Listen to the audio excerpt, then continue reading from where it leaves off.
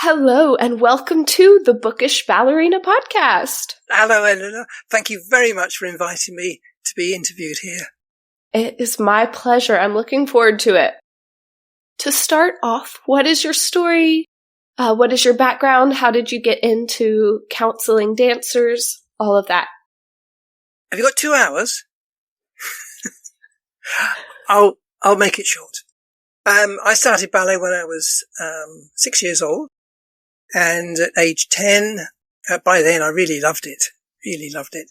By age 10, I won a scholarship, 5 years, at the RAD, the Royal Academy of Dance. After which I then, went into the Royal Ballet Upper School, the senior school. And in my graduation year there, the artistic director of the Royal Ballet phoned up the school and asked them to release me to join the company. So it's really exciting. No audition. Yeah, that's incredible. I spent, I think it was 2.5 years there. And, I wanted to expand my, character work more because I'm only 5'5". Well, I was only 5'5" then. I'm probably shorter now with my age. And so I knew I had to develop my uniqueness because all the other boys were really tall and I know that I wasn't going to be a prince in Swan Lake, Sleeping Beauty and all the others. So I developed the character work. So I then left the Royal Ballet to join London's Festival Ballet, which is now called English National Ballet. I joined there as a soloist and I was doing solo and principal roles for 3 years. And again, I got the itch. I wanted to do a bit more. I wanted to use my voice. And so during one of the summer breaks, I auditioned for a UK tour of West Side Story. Oh, the best show that I've ever been in. It's brilliant. So then I left the ballet world and did West End musicals. So West End is the equivalent of Broadway in the States, and film work and TV work as well. I then, when I retired, set up a business management organization to look after people in show business. So it was all sorts of show business, not just dancers, there were singers, actors, lighting designers. I had directors, artistic directors. I even had 2 dentists of one of the clients because they wanted me to manage their business as well. I see. So that I built that up and ran that for 15 years. And it was during that time, some of the clients would offload their personal issues onto me. So I've obviously got one of those faces that they can trust, like your hairdresser. You can sit there, look in the mirror, look at them and just tell them about your problems because they're not going to say anything. But I had no idea what to do with all this information. So after 15 years, I sold the business to take early retirement and I got bored. As dancers do, we get bored very easily. So I was just looking through a magazine and there was an advert for training of a Jungian psychodynamic psychotherapist. I thought, Interesting. yes. So it was even after 2 years of not having that, talking to people, I thought, this is it. So then I trained for 4 years. And what was interesting, in the first year, they told us to have weekly therapy sessions ourselves. Oh. So it would help clear us out and also to understand what it's like in the patient's chair. That was really helpful because I thought when I looked at the itinerary, I thought, oh, I don't need therapy. Oh, bye. How wrong was I? It's years of the ballet training and the dancing, performing, etc., that created so much, and it was all held down because as dancers, we were told right from the beginning, early on training, I don't want to hear about your personal issues. I don't want to hear about your physical problems. You just get out there and dance. Or you leave it also outside the studio, when you're a student. And of course that created a lot of issues. And so after 4 years of training and 4 years of weekly therapy, because I thought that first year was brilliant, so I went on to do 4 weeks of weekly therapy as well. Uh-huh. I have a really great understanding of life, my life, anyone else's life as well. You know, and plus my personal issues that were going on even during therapy. That was so helpful. And in my workshops that I do for dance teachers, professional dancers, and vocational students, I say that you don't have to be mentally ill to come and see me, which is true. You know, you might just have something little in your life that you want to talk about with somebody that's not going to give you advice. You know, your partner or your parents or anything like that. Or when that happened to me, I did this. Yeah, but we're all unique. Yes. Sorry, I'm digressing again because you asked me, what about this? Yes. So, that was in 2010 when I finished the training. And I was seeing the general population, from 2010 up until 2016, when a dancer came to see me. So no dancers, no performing artists or anything came to see me before then. I was referred all different types of people. Okay. And it was this dancer who had been discharged from a psychiatric unit with bipolar disorder. And I treated her for 6 months. And I realized then, in that second half of 2016, that dancers need therapists who are dancers because they will truly understand them because they've been through it. They've been through all of that early on ballet training, vocational ballet training, and then into performing as well. So in January of 2017, I set up my website, counsellingfordancers.com. You've all written that down? counsellingfordancers.com. And also for listeners, I'll have all of these links and information in the description, so you'll be able to access all of this. Great. So then it was quite a struggle to get through to people. Even in 2017, there's such a stigma about mental health, generally speaking, but even more so in performing arts, because everything has to be smiling eyes, and everything's got to be lovely. Right. You mustn't talk about that. I mean, people are off from injuries and there's a new casting goes in. But it's just not spoken about. And so it was a real uphill struggle to get through to dance companies, to vocational schools, because they just wouldn't want to talk about it. Because if they think they've got mental health issues, usually because of bad training, bad teachers, then they're going to get a bad name. They're a business, whether they're a dance company, whether they're a dance studio, whether they're a college, they are a business. And so if they have bad reviews about anything like that, then they're worried about not getting the students in and not selling tickets if they're a professional company. Yes. So that there was that up, and it's slowly getting there now. And then COVID came along, and I was seeing over the COVID lockdown periods, those years, I was having about 1,000 sessions a year. Wow. And a lot of them, of course, the dancers aren't working. The students aren't in school. And the cost of the schooling is expensive and parents couldn't afford therapy. So a lot of the therapy sessions were either free or reduced rate. And I thought, I can't go on like this. So I built an app called Help for Dancers. Now the app isn't working anymore. I got 12,000 downloads on that, and it was free.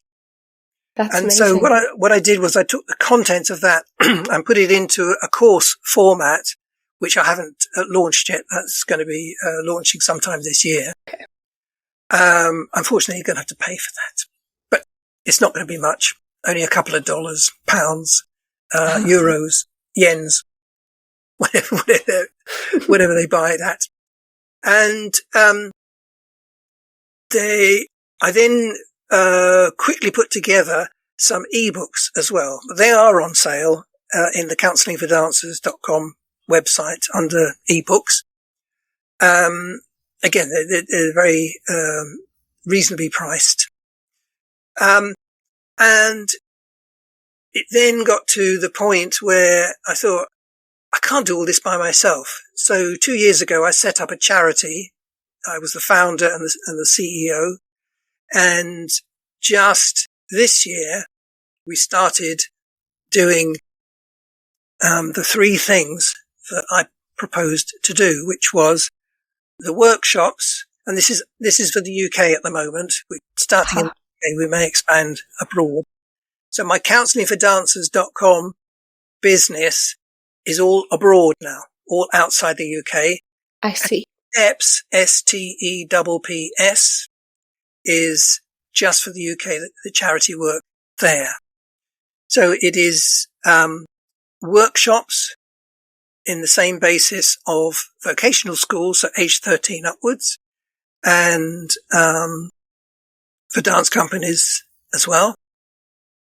Then there is the therapy sessions, and we've got a fixed rate for £45, which is very reasonable. We're searching for funding at the moment so that it enables people that can't afford even £45 a session to have 6 free sessions. That's incredible. I have gathered together here in the UK 4 other therapists, trained counsellors and psychotherapists, who either have been professional dancers or have been in the performing arts in another way, so that they have a great understanding. One of my counsellors, who's had 30 years experience, is the mother of a vocational ballet student. Aha. So she has a greater understanding from the other side of things. So and the final thing, which is launching next week. So those 2 have already been launched, this year. And, next week we'll be launching the availability with a code, which you'll find on the STEPS website. So it's steps.charity, but as you said, Eleanor, you'll put it out, type it out. Yes. Is the mental health first aid training. So that I advocate that every dance school, or in America you call them studios, every dance studio should have at least one mental health first aider. You know, you've got first aiders. Right. If anything happens to the physical body, but it's not, people don't think it's necessary to have a mental health first aider. So what I've done is I've negotiated with Transpire Training, who will be the supplier of that training. I've negotiated a lower rate, so a higher percentage discount than you can get on the market, so that many people, so freelance dancers, freelance teachers can do it, as well as parents, I suppose. But you'd have to go through the code that we've got through our website to their website, put in the code, and then you'll be able to do online training. And if you are near the bases that they have around the UK, you'll be able to do face-to-face training as well. And I think those are the 3 things that that have started with on STEPS. Very neat. What does mental health first aid entail? So what are participants trained to do, and how can that help? They are not, let's first of all say, they are not trained as counsellors. They are trained to recognise mental health issues, either in the youth, because there's 2 types of training. There's youth, and then there's adults as well. So it's to recognise and what you can do and say, also what you don't say and what you don't do as well. And then once you've recognised it and you've done what you need to do or not do what you shouldn't do, you then are able to signpost them to wherever within their location, or like steps counselling is online. It's all online, and so from that point of view, the stages are. So someone cuts their knee, you know how to have a plaster on it, or you say that needs stitches. We'll phone the ambulance service. Mm. And so that's all that mental health first aid is, but it gives you a great background of all mental health issues and what to look out for. So it's recognizing and then sending them to someone who can help. Yes. Okay. Very neat. Very neat. All right. I would like to take a brief detour for my personal edification. You mentioned your training was primarily in Jungian psychology. I've heard, and you can speak more into this, I've heard that is more applicable to people with creative temperaments. Can you speak into that? What Jungian psychology is, how that works, all of that?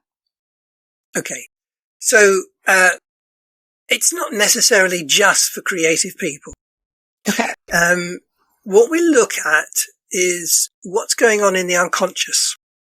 So anything that happens to us. So as adults, we act as adults, but our reactions to anything, any situations, anything that someone says to you or what you see, our reactions are childlike because that comes from our child, which is everything in our childhood, even going back to in utero, is recorded in the unconscious. So if your mother was going through a difficult time and was very anxious, then that will come through to the fetus. And it's not necessarily you're going to be an anxious person, but you could be susceptible to being anxious. I see. And so when people come to me, they come to me with symptoms: eating disorder, anxiety, depression, and any of the symptoms of mental health. Mm-hmm. So I acknowledge that, but I find out what's going on underneath to trigger off those symptoms.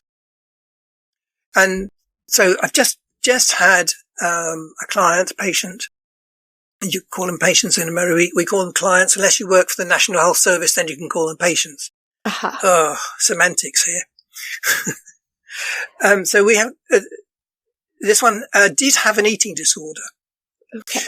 And she was being treated up for 3 years with CBT. Now, I use CBT techniques.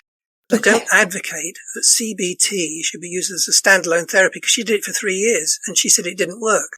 Because what they're doing is they're changing the way that you think about things, and you can, which is good in certain circumstances, but you need to find out why she has this controlling aspect in her life, or the need to control.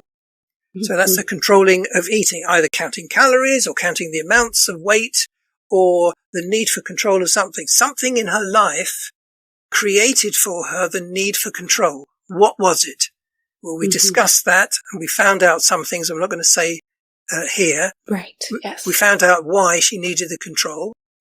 And so then we will work in future sessions. This was the first session that we had. Then we will work in future sessions on the need for control. And we can go right the way through then, looking at the need for control, because she also said she has OCD symptoms of again, it's another control thing. I mean, with OCD, the overarching aspect of it is anxiety. And anxiety is fight and flight. And so when you look at fight and flight, situations arise, and which is why I said, as adults, we act. Once you get that trigger of anxiety and the fight and flight comes in, then you react. And it's your child then that reacts. Are you going to fight? Are you going to run? Or are you going to freeze? You know, you're so scared you cannot move. Yes. And so when you're looking at situations, they're not just for Jungian psychodynamic psychotherapy patients, clients. They're not just the performing arts. They are, though, sensitive. Everyone is sensitive. Some people have their heart on their sleeve. Some people will just talk about all their issues because they're open enough to do that, and they are sensitive. Others put on the mask, create a new persona. And that's, you've got to, not fight your way through that persona, but you've got to allow that persona to melt away in the discussion and in the sessions, and allow the client to start understanding why they're doing it. And then it will naturally fall away itself. So in that case, the persona would be a coping mechanism. Is that ever a healthy thing to create? No. Yeah. A coping mechanism is really something that then creates the mask. And when you see a lot of people that smile and are bubbly, you've got to think, are they smiling and bubbly because they're protecting themselves? Right. Or are they smiling and bubbly because they're really happy? So it's a difficult thing. So a lot of clients will come to me and they're smiling and they're trying to please me. And I say, no, you don't please me. Just be who you are. And then we can start understanding what is going on for you. But they still go like this. Yeah. No. Do you feel like smiling? Are you happy? No. Well, I'm just curious to know why you're smiling at me.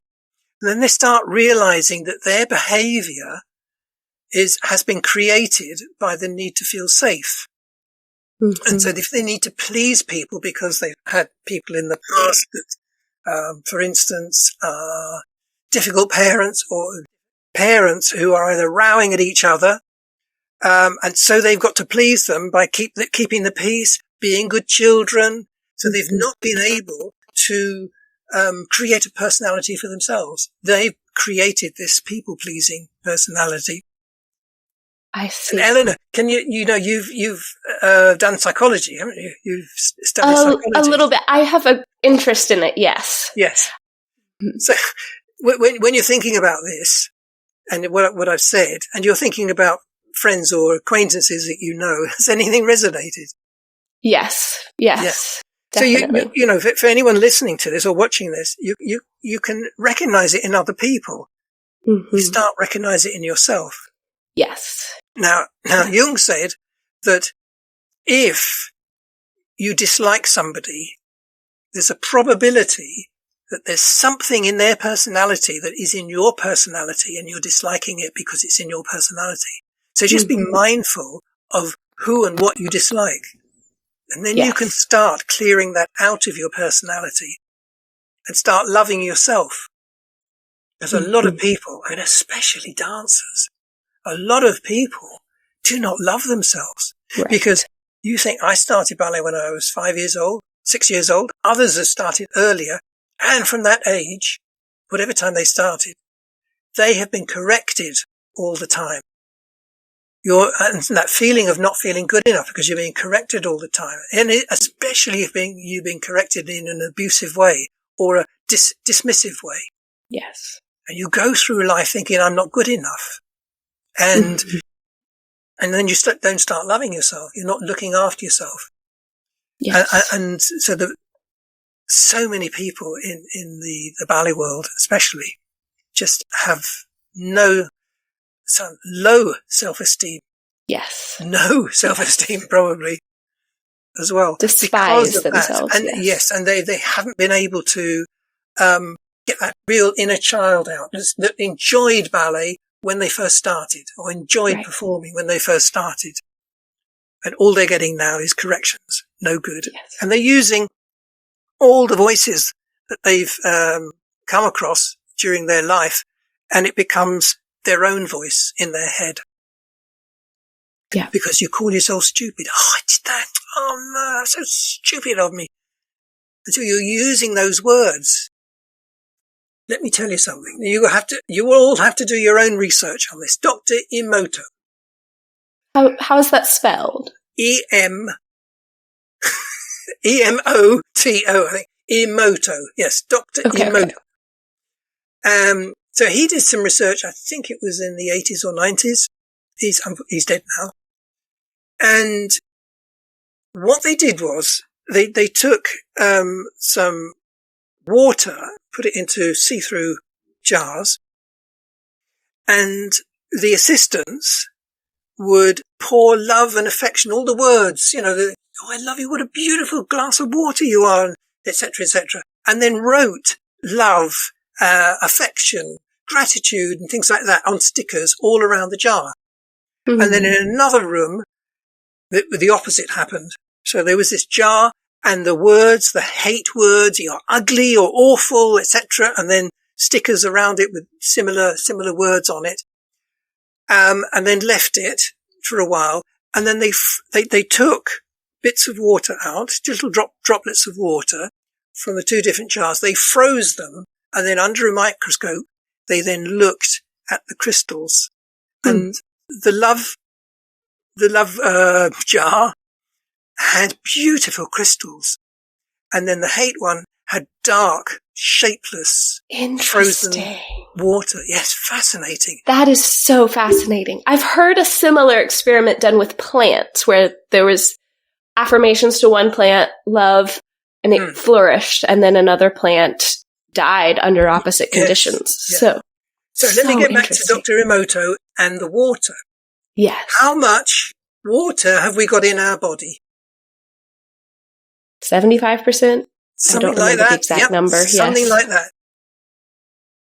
That's you see true. what I'm getting at? The yes, way I that do we talk about ourselves, the way that we think about ourselves, the way that other people verbally abuse us, that's what's happening to the liquid in our body. Mm. So we're either going to be lovely crystals because we're adored and supported, etc., or our water is just bleh. And that's what we feel like sometimes. I feel terrible when I go into class because that teacher always disrespects me, etc. And so you're not going to get, a good class, a good performance if it's a rehearsal. And so just give them support. Mm-hmm. Don't have a go at them all the time. Yeah. Oh, that's to the teachers, the artistic directors, the ballet management as well. Yes. And choreographers. Is there, so I do teach. I teach a range of ages, a lot of very little ones. And then also I teach adult recreational students, which is a lot of fun. But is there anything you would say to teachers who are working with kids, especially in those very vulnerable middle school, high school ages, that can help those kids avoid future problems? Help. I know you can't always ensure it. No, I can only generalize it as well. Because, some of these children, in fact, some of the professional dancers, are on the neurodiverse spectrum. So you're going to have to treat them totally differently in that way as well, and have a greater understanding. I suggest you do these short courses you can get online of understanding neurodiversity. And there might be some teachers' courses as well, understanding students' neurodiversity. So, but that's just another suggestion. But if you can correct someone in a kindly way and in a supportive way, that's going to be totally different to shouting at them. I mean, I was saying that to some teachers. Yes, but you've got to shout over the music.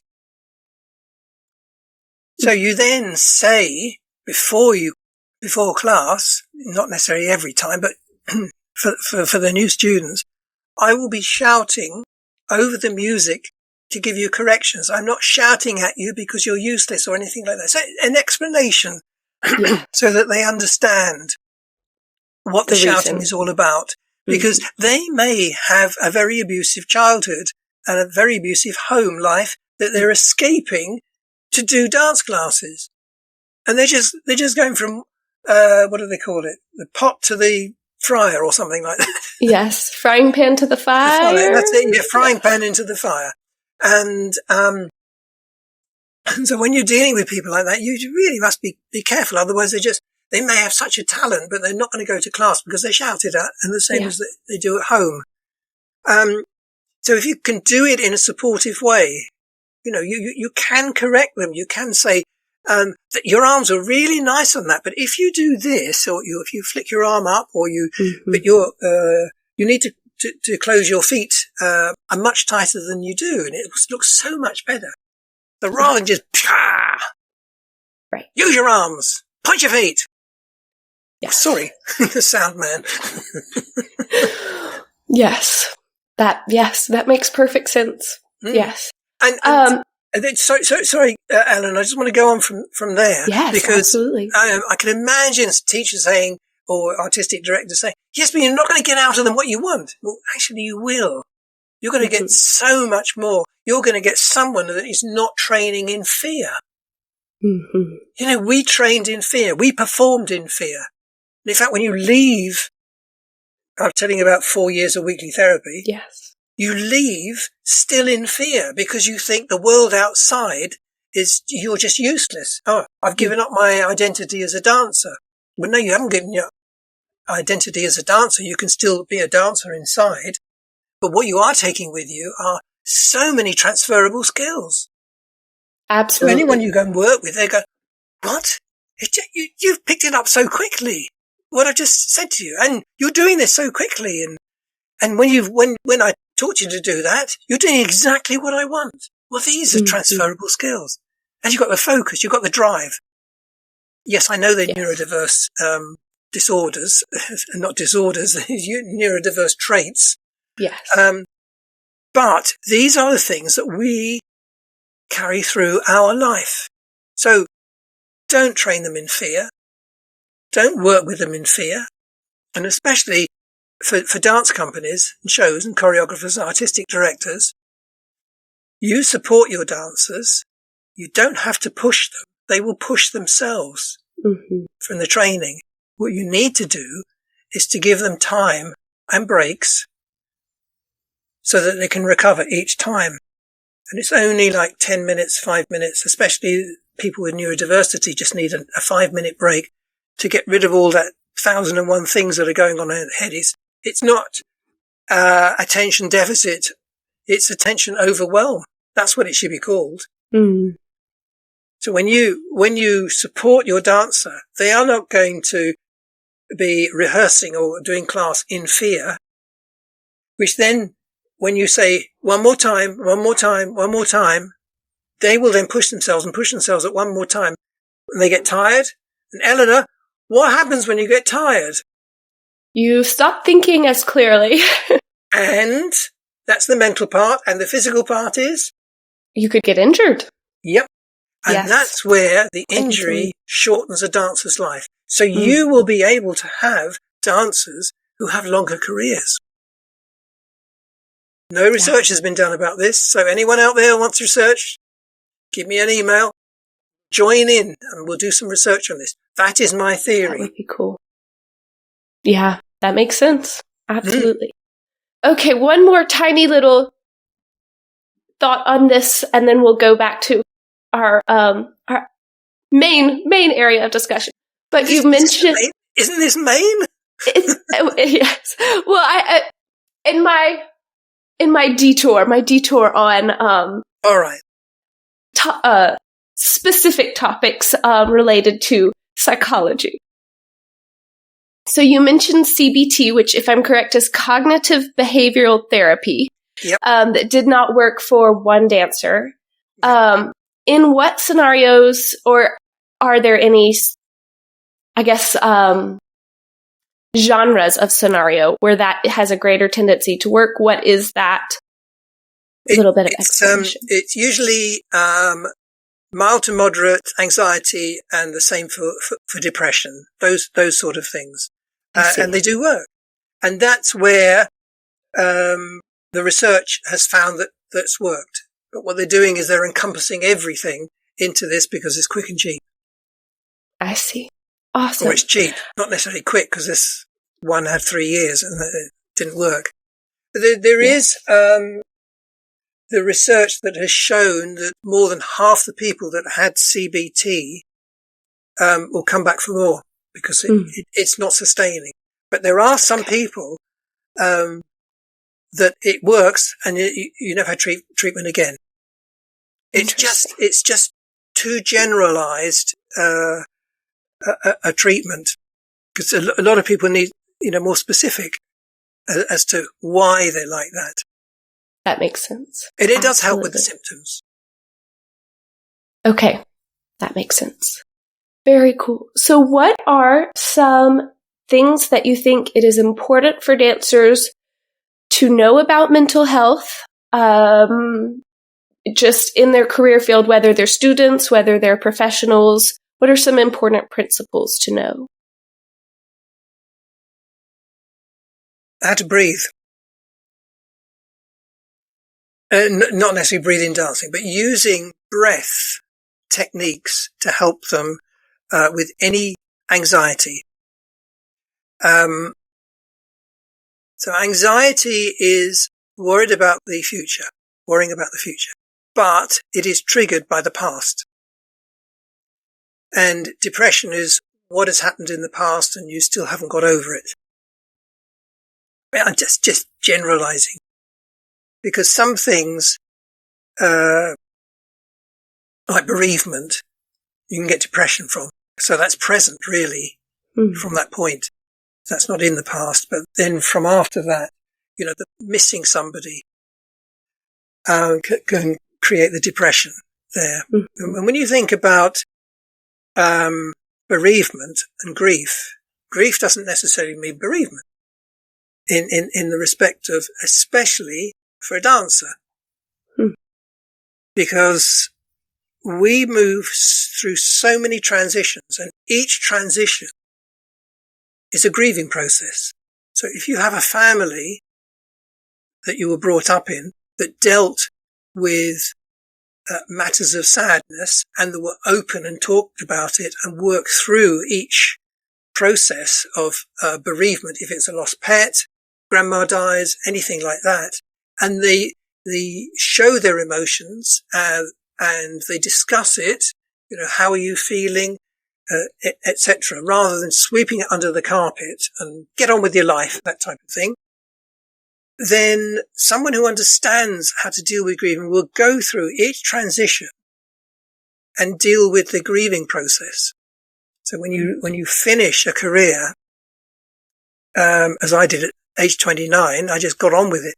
Next thing. What's the next thing? Okay, let's start a business. So the ballet training created that for me. Right, I've done that. Let's go on to the next bit. But I buried it. Didn't deal with any of those transitions throughout my life. And then I realized when I had those 4 years of weekly therapy, that's what you've got to do. And so I'm using that to convey to the workshops or the clients, therapy clients. And I got myself lost now. So can you just drag me back on track again? I went into grieving, didn't I? Yes. So when you're looking at all the different symptoms of something, you will then be able to understand what's going on for you. So you get a feeling inside you, which feels like anxious. Let's take the simple thing. Audition, competition, exam, performance, all those anxieties. Mm-hmm. What are you anxious about? And then you go through, I do this in the workshops, and in the therapy sessions, you go through what it is that they're anxious about.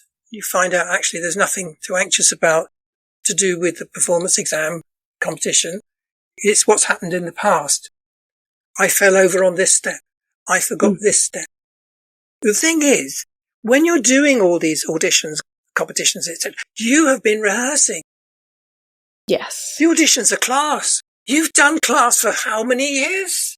You know what you're doing. There's no need to worry about it because you're worrying about what do they think. Yes. The less worry you have about what do they think, as in the table in front of you and all those people, and the less you worry about the other competitors or the judges, the less you worry about the examiner, because you know what you're doing. Yes. And research has shown, in psychology, Eleanor, research has shown that the feelings of anxiety are identical to the feelings of excitement. So I tell the people not surprising. in the workshops and the clients, and it does take time to get them to do this. When you get that feeling, you say to yourself, I'm excited. I'm excited about the competition. I'm excited about the performance. I'm excited about the exam. So the brain that doesn't understand what's right and what's wrong, it doesn't understand what's real and what's fictional, what's imaginary. You are telling the brain by saying in your mind, you are saying, I'm excited about this. The brain goes, so you're telling me you're excited and also you're feeling this feeling. So now, well, let's put those two together. And so whenever you get the butterflies in your stomach, the sweaty palms, the dry mouth, any of those things that you used to think were anxiety, the brain then says, puts them together, new neural pathways, new synapses are joining everything up, and you're excited. Yes. Excuse me, my voice is going. You're good. That's very interesting.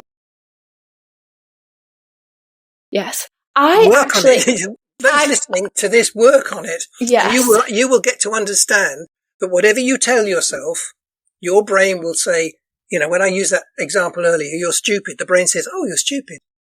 Then you go through life being stupid or thinking you're stupid. And then then because you think you're stupid, you're not going to be able to do anything because you're telling yourself you can't do it. So you say, I can't do a double soda bath to the left. Well, you won't. Yeah. Because you just told yourself you won't. And then when you try and do it, just to try and prove yourself wrong, you can't do it because you told yourself. And the thing to do is, and this is something else I get people to do, is to and I use that double soda bath to the left as an example. You visualize yourself doing a double soda bath to the left the way that you would like to do it. Not perfect. Yeah. Nothing is perfect. The way that you would like to do it. And you will eventually get there because you are telling your brain and your muscles are telling your muscles are telling your gut is telling your brain, and your thoughts are that I can do this because you're seeing yourself do that in your own imagination. You're not seeing yourself as a third person. You are doing it yourself in that thing. And I'll tell you about the research that's done on it in a moment. And when you do that, brain will then start recognizing, and then the signals from your brain when you are actually doing it tell you that you can do it. And it's worked on a number of occasions. And I had this Australian professional that was working in Europe that came to see me for anxiety. And we worked through the anxiety, and he said, can you help me with this, please? He's Australian. I do a bad Australian accent. And so, and it was that example. It was the double soda bath. What we did, we worked out why he couldn't do it, what stopped him, at what point in his life. And it's when he bumped into somebody doing a double soda bath on stage. And he called himself stupid, and I can't do this, and da-di-da-di-da. And that's what created it anyway. So in one of the sessions, we went through that visualization. And a number of times, it's just over and over again to get your brain to recognize what is happening. And he came back the following week and he said, I did it, because he had to do it in a performance. What he was doing, he was just doing a single one. So he was doing double to the right and then a single soda bath to the left. I see. And any technique can be done in that way. Any technique at all. So let me get back to the research that was done on it. I think it was the 80s or the 90s. I can't remember which. In America, the athletes, they were researching on the brain messages from the brain to the muscle. And, so they wired up the brain, they wired up the muscles, and they could see on the screen when they visualized, they were sitting down, they were visualizing doing whatever it was, let's say 100 meters. So they were running the 100 meters without moving their body, but it was in their visualization.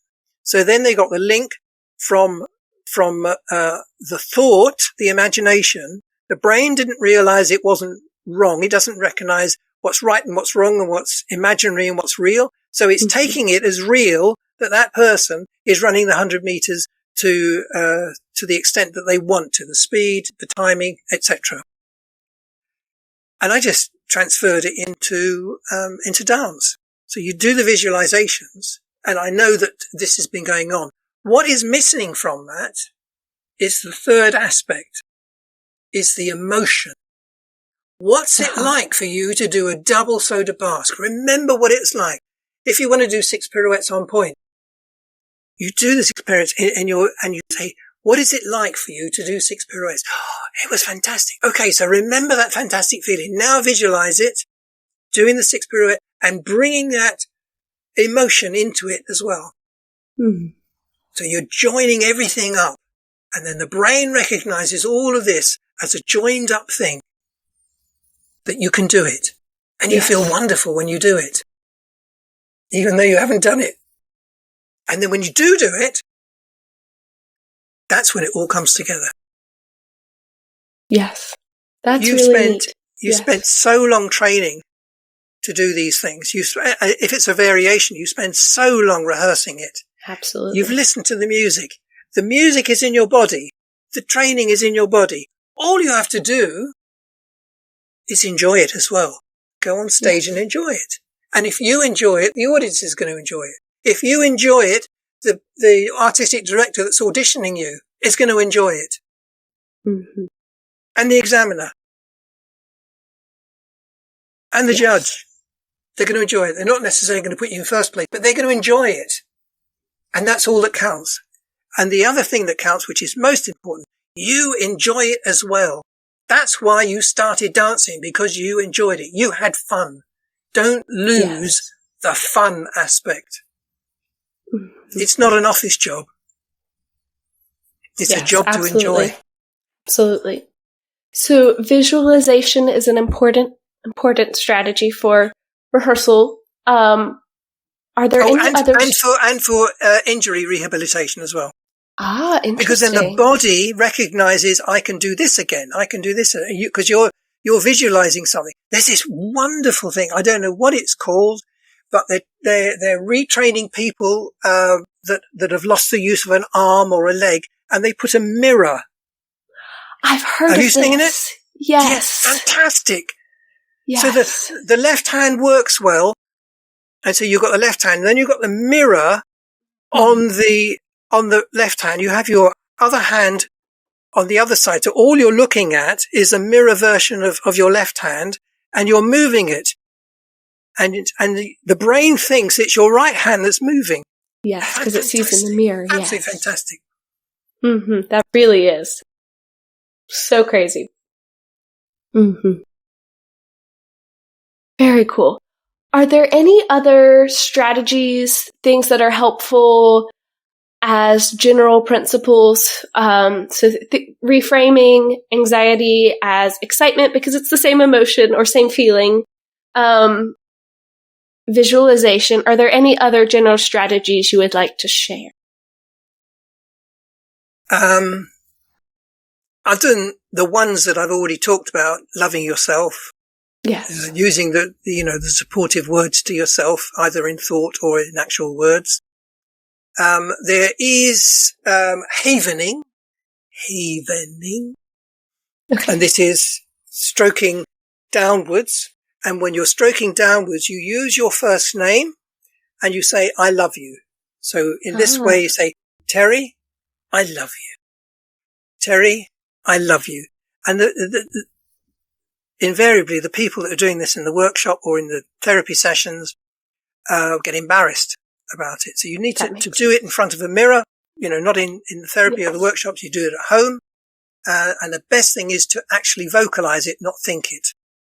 I see. And when you start doing that, some people will start tearing up because they've never thought about loving themselves. They've either thought about, I'm not worthy, I give my love to other people.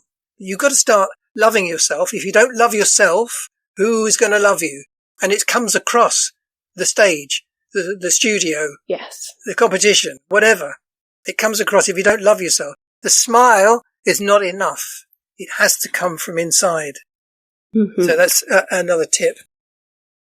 If you're unable to, at the beginning, to start controlling your anxiety, you need to learn different breathing techniques. So I meant right at the beginning about when I said about breathing. There are different breathing techniques.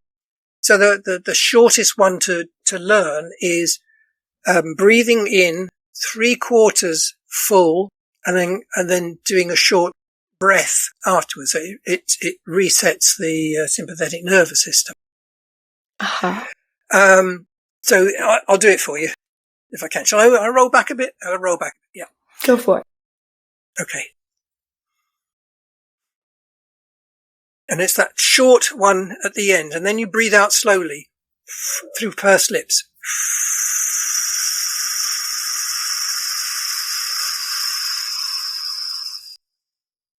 Mm.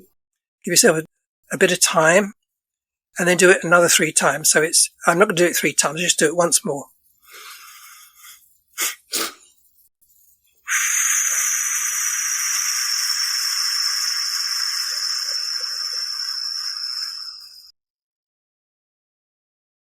Okay, that's one of them. Yeah. Second one is a well-used one, except they use strange numbers, and because, I was a dancer, I work in 4s. Because they're using an odd number like 7. And I think for a dancer it's easier to learn, unless of course you're doing Stravinsky or something. A 7 might come in, and a 9 and an 11. Yes. I did Rite of Spring, and it was counting all the way through. It's quite something. Yeah. Anyway, so it is breathe in for 4, hold for 4, and then breathe out slowly the double amount, 8. I see. And because we just did the long breathing out, and it's the slow out breath that reduces the heart rate. So you're going to breathe in, real big breath in for 4. No, sorry. Yes, for 4. Hold for 4 and breathe out for 8. And then do 4 normal breaths. And then repeat that another 3 times. Right? That's a slightly longer process than the short intake of breath. Another one for anxiety is, and this can, all of you should learn it. Because it's not necessarily for yourself. If someone has a panic attack with you, you'll know what to do for them. Yeah. But you practice it yourself, and it's like a fire drill. You learn the fire drill in case there's a fire. Yeah. Because it'll come automatically. So you do this practice yourself. So you've got 2 breathing exercises there. Another one, if you're near a sink, a basin, cold water, ice cold water, is just to throw it over your face. Because again, that resets the sympathetic nervous system. Okay. Just throw it over your face. It's a shock thing. Just the same as like that. I see. In the breathing, it's a shock thing. Yeah, that makes sense. I live in Florida. There's a lot of cold springs. I love just running, jumping in. It's so cold. That makes sense. There's a lot. I mean, in Britain, we're a lot colder than you are in Florida. True. Yes. There's a lot of cold water swimming now that is being advocated for health. Yes. So you're going to be sort of water that is not cold to you, but it's going to be like a bath to us. Yes. Warm water. No, but we're swimming in. Well, I'm not, but in cold water. Yes. So there are those different things that you can work with for panic attacks, anxiety attacks, whatever you want to call them. I love it. Are there any mental health concerns that may be more prevalent with dancers than with the general population? Or eating disorders. I think it's 16%. 12% of the general population have eating disorder. I think that's what it is. I'm talking about UK now. I see. And I think 16% is for dancers. Okay. So it's a higher percentage for dancers. But we're still looking at why. So you've got, the main thing is, I've got to look stick thin. And the other aspect is, why are you so controlling about yourself? What's happened to you in your life that has made you so susceptible to what people say about a dancer's body? That makes sense. anxiety, as I said earlier, that's what they normally come with, the three things: anxiety, depression, eating disorders. Uh-huh. I know we spoke about your organization's counseling for dancers and steps. Are there any other resources? I'll link all of that. Are there additional resources that might help? Obviously, dancers generally have fairly low income. That might help dancers get resources if they need to. The difficulty with your audience is mostly the States, isn't it? Yes, primarily. The difficulty there is that no therapist, whether physical or otherwise, a mental health therapist, is allowed to practice outside of their state. There's the difficulty. So the resource would be, I've forgotten their name. So we've got IADAMS, the International Association for Dance Medicine Science. Okay. So they would have lists of therapists, whether physical or mental health therapists, in the different states. I will link this as well. Okay. Doctors for dancers do exactly the same thing, but they don't do the research. So IADAMS are dance scientists. Okay. They do the research, and they have annual conferences around the world where people will read the papers. Interesting. The scientific papers, not the newspapers, scientific papers of their own research. Doctors for dancers are just, I think they go around, I think, different competitions, and do talks, things like that. But they have their list of practitioners, both physical and mental, in the different states. That's great. That is great. I can't think of any. I can't think of any other ones. That's okay. I'm not saying that they're going to be cheap or they do discounts or anything like that. That's just for you to find out. Yes. And if anyone has any they want to share, they can email them. And if you think of any more, you can email, and I can link that as well below. Yeah. And if anyone wants to email me about issues that they've got, there is no charge for an email. That's amazing.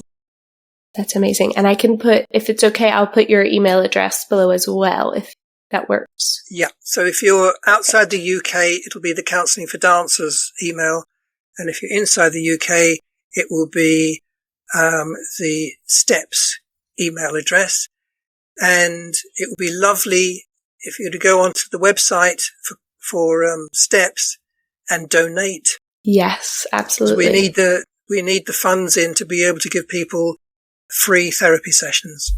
Yes, absolutely. And I can definitely link that as well, because that would be great. Thank you very much. Yes, absolutely. All right. I always end the interview with the same 2 questions. The first one is, what is one thing you are learning about right now? That's a difficult one because I'm learning every day. Uh-huh. As I'm going along, either in the workshops, I think, oh, wow, yeah, that's new. Or in a client session, learning something new about life every day. So that's a difficult one. I can't tell you. Okay. That's okay. Let me just think about the sessions I've had today so far, because it's now late afternoon here. Yeah. So what do I learn today? Oh, people easily slip back into old habits because it's too familiar for them. And when something is familiar, they feel comfortable. Even if it's negative, they'll feel comfortable. There you are. There's one thing. I love it. Yes. Well, it's unfortunate. I think this was research or something that was discovered after the Vietnam War, but people who had addictions in Vietnam came back to the States, and because they were in a new environment, it wasn't an issue. So the change in environment helped. I guess that's a related thought. It's very interesting. Yeah, because they probably weren't living in fear. That also, yes, absolutely. Yeah. So they're back home, comfort, etc. Although, the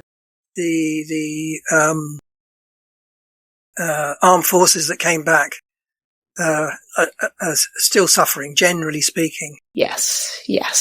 Just tragedy. Yes, absolutely. So you got two things. You wanted me one thing. What was the second one? The second question is, what is one thing you wish you could teach everyone?